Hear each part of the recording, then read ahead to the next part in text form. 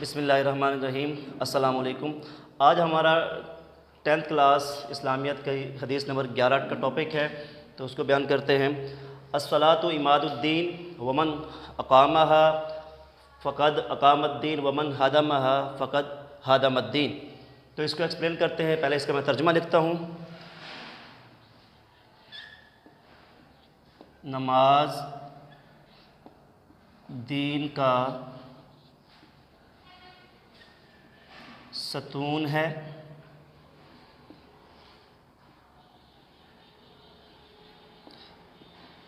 جس نے اسے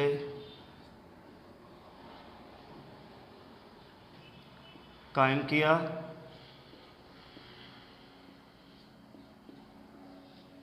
گویا اس نے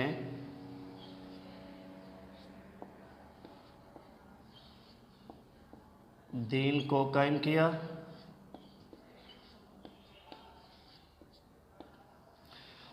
اور جس نے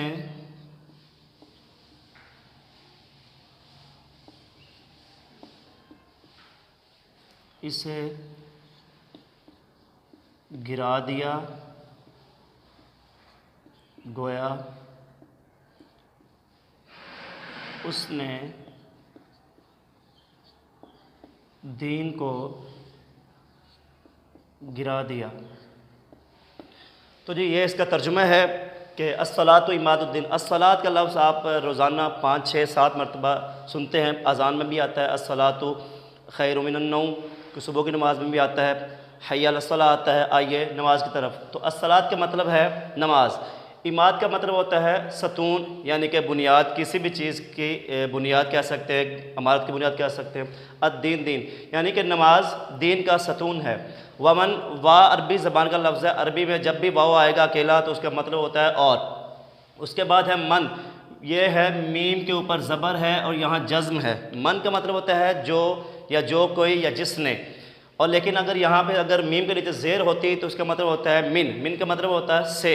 تو ومن یہاں پہ لفظ ہے ومن، یعنی کہ اور جو کوئی یا جس نے بھی اقامہ مطلب کہ قائم کیا، کسی بھی چیز کو قائم کرنا۔ اقامہ فقد، تو گویا، البتہ، تحقیق، پکی بات ہے، ان میں سے کوئی بھی آپ لفظ لگا سکتے ہیں، یعنی جس چیز پہ مہر ہو جائے، پکی بات ہو جائے، وہ چیز اقامت دین، تو گویا اس نے دین کو قائم کیا۔ تو اس کا ترجمہ بنے گا نماز دین کا ستون ہے، جس نے اسے قائم کیا گویا اس نے دین کو قائم کیا۔ یہ یہاں تک اس کا ترجمہ ہو گیا۔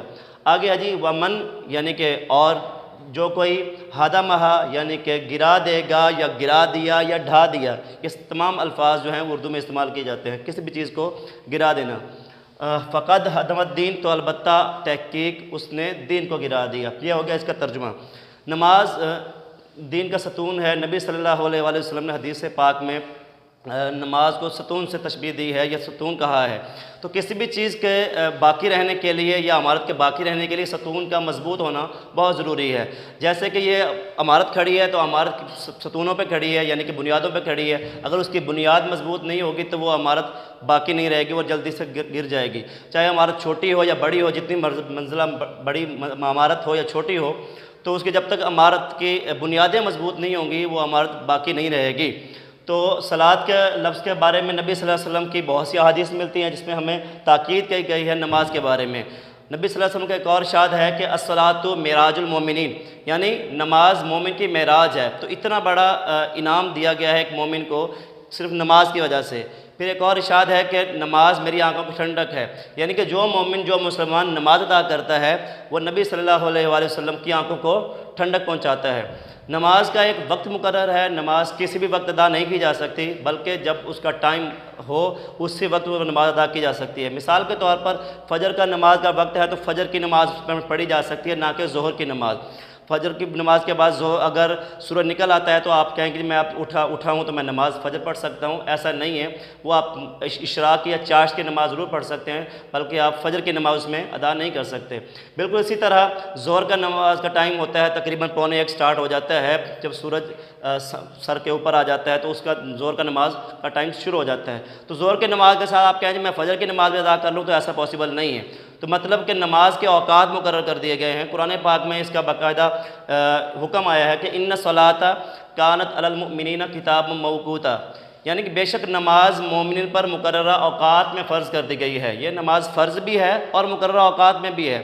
مطلب یہ نہیں ہے کہ میں اگر کسی کام میں مصروف ہوں، جب دل میرا کرے گا تو میں نماز پڑھ لوں گا، یا جب مجھے ٹائم لگے گا میں نماز ادا کر لوں گا، ایسا بالکل نہیں ہے۔ ہر نماز کا ٹائم ہے۔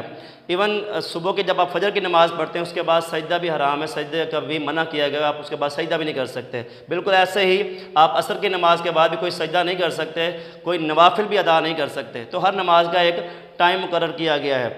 اسی طرح اللہ تبارک و تعالیٰ قرآن پاک فرماتے ہیں الذین یقیمون الصلاۃ ومما رزقناہم ینفقون، یعنی کہ وہ لوگ جو نماز قائم کرتے ہیں اور جو رزق ہم نے ان کو دیا ہے نیک کاموں میں خرچ کرتے ہیں، ان کے بارے میں کیا ہے اولئک ھم المؤمنون حقا، یہی لوگ جو ہیں سچے مومن ہیں۔ یعنی کہ سچے مومن کی بات ہو رہی، سچے مومن کی گارنٹی دی جا رہی کس شخص کو جو کہ نماز ادا کرتا ہے۔ تو نماز کوئی عام یا معمولی سی بات نہیں، اگر ہم ایز اے مسلم باقی نیکی کے کام کرتے ہیں صرف نماز ادا نہیں کرتے، اس کا مطلب ہے ہمارا ایمان جو ہے وہ مضبوط نہیں ہے۔ اس لیے بہت سی جگہوں پر آپ نے سنا ہوگا وَأَقِیمُوا الصَّلَاةَ وَآتُوا الزَّکَاۃَ، اور نماز قائم کرو اور زکوٰۃ دیتے رہو۔ مطلب کہ قرآن پاک میں نماز کی طرف بہت زیادہ تلقین اور تاکید فرمائی گئی ہے۔ تو ہمارا رب ہر جگہ پر ہمیں نماز ادا کرنے کی تلقین فرما رہا ہے۔ آپ نے حضرت امام علیہ السلام کی شہادت بھی سنی ہوگی کہ وہ ان کی شہادت کیسے ہوئی ہے کہ سجدے میں سر تھا اور شہادت ان کی ہو گئی۔ حضرت علی رضی اللہ تعالیٰ عنہ کی شہادت ہوئی ہے تو تب بھی ایسے، یعنی کہ نماز کسی بھی صورت میں معاف نہیں ہے۔ آپ بیمار ہو جاتے ہیں تب بھی آپ کو معافی نہیں ہے، آپ بیٹھ کے پڑھ سکتے ہیں تو نماز بیٹھ کے پڑھیں، آپ لیٹ کے پڑھ سکتے ہیں تو آپ نماز لیٹ کے پڑھیں، حتیٰ کہ اگر آپ اتنے بیمار ہیں کہ آپ لیٹ کے بھی نہیں پڑھ سکتے، آپ اشارے سے نماز پڑھ سکتے ہیں تو اس کا بھی حکم ہے کہ آپ اشارے سے نماز پڑھیں، لیکن نماز جو ہے وہ معاف نہیں ہے۔ تو نماز کو اس کے پورے حقوق و فرائض کے ساتھ ادا کرنا چاہیے، مطلب جب اس کا ٹائم ہو تب اس کو ادا کریں۔